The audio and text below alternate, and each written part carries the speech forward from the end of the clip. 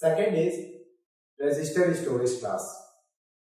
So in register storage class, first is memory location.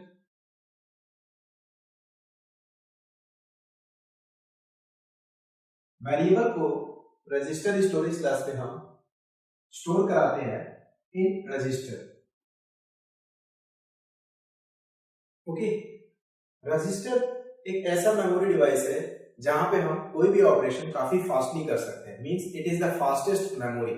और registers जो है available होते हैं प्रोसेसर में, सेंट्रल प्रोसेसिंग यूनिट. सीपीयू में हम क्या करते हैं, रजिस्टर्स को यूज करते हैं. और there are generally 32 general purpose registers, और इनकी अवेलेबिलिटी जो होती है वो काफी कम होती है. ठीक है, तो it depends on operating system कि ऑपरेटिंग सिस्टम जो है किसी वेरिएबल को रजिस्टर में स्टोर करा रहा है या नहीं करा रहा है. ठीक है. Second is initial value.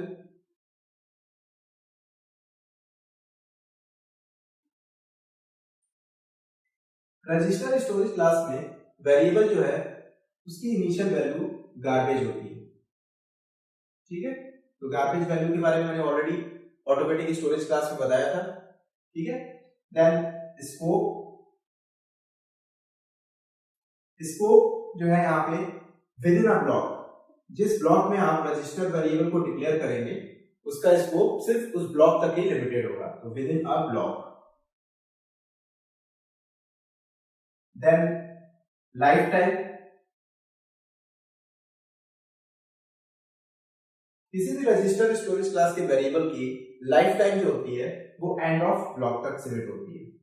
Means block के एंड होने पे register storage class variable is also ended, इसकी लाइफ भी एंड हो जाएगी. Now let's take an example. So example में फर्स्ट लाइन हेडर फाइल को इंक्लूड कराते हैं. Hash include stdio.h. okay, standard input output header file. Why we are using standard input output header file? क्योंकि हम printf function का use करेंगे programme में. Then main function का रिटर्न टाइप void लेते हैं, void main. Now in main function एक register variable declare कराते हैं. सो रजिस्टर स्टोरेज क्लास में आपको रजिस्टर कीवर्ड यूज करना होगा किसी भी वेरिएबल के साथ में. सो रजिस्टर स्मॉल लेटर्स में, and then data type of a variable.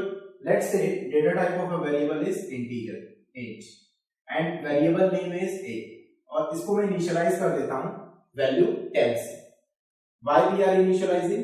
Because अगर मैं इसको इनिशियलाइज नहीं करूंगा तो इसमें गार्बेज वैल्यू प्रेजेंट होगी. नाउ एक पॉइंटर वेरिएबल डिक्लेयर करते हैं इंटीजर टाइप का, int स्टार p, और इस पॉइंटर वेरिएबल में इस पर्टिकुलर वेरिएबल a का जो है एड्रेस जो है स्टोर करूंगा. तो int star p is equal to %a. Okay. Then printf function use करते हैं. printf पर जो भी स्टार p में मींस पॉइंटर p वेरिएबल में जो भी वैल्यू प्रेजेंट होगी हम उस वैल्यू को जो है प्रिंट करने की कोशिश करेंगे. और इसमें क्या वैल्यू प्रेजेंट होनी चाहिए? %a, मतलब एड्रेस ऑफ वेरिएबल a. तो printf %d star p and then semicolon bracket close. So क्या इस printf फंक्शन की हेल्प से हम वेरिएबल a की एड्रेस फाइंड कर सकते हैं? नहीं. I already compile this program, और जब मैंने इसको कंपाइल किया तो एरर जो है शो हो गया कि हम वेरिएबल a का जो है एड्रेस नहीं फाइंड कर सकते. क्यों? क्योंकि इसको हमने डिफाइन कर रखा है रजिस्टर स्टोरेज क्लास स्पेसिफायर में. ठीक है. तो सम कंपाइलर्स अलाउ कर सकते हैं, सम कंपाइलर्स अलाउ नहीं करेंगे. तो it totally depend on operating system की ऑपरेटिंग सिस्टम जो है किसी वेरिएबल को रजिस्टर में स्टोर करा रहा है और आप उस पर्टिकुलर रजिस्टर की एड्रेस जो है फाइंड कर पा रहे हैं. ठीक है. तो यहाँ पे जब आप इसको कंपाइल करेंगे तो ये आपको एरर शो करेगा, और एरर किससे रिलेटेड शो करेगा? Address of register variable. ठीक है. तो इस तरह की एरर जो है आपको शो होगी. एड्रेस ऑफ रजिस्टर करेगा। ओके, सो रजिस्टर स्टोरेज क्लास का यूज हम मोस्टली नहीं करते हैं, बहुत कम इसका यूज होता है, क्योंकि ऑपरेटिंग सिस्टम समटाइम्स इसको अलाउ करता है, समटाइम्स इसको अलाउ नहीं करता है, और कंपाइलर भी जो है वो इसमें जब आप कंपाइल करते हैं तो एरर के चांसेस जो है बढ़ जाते हैं।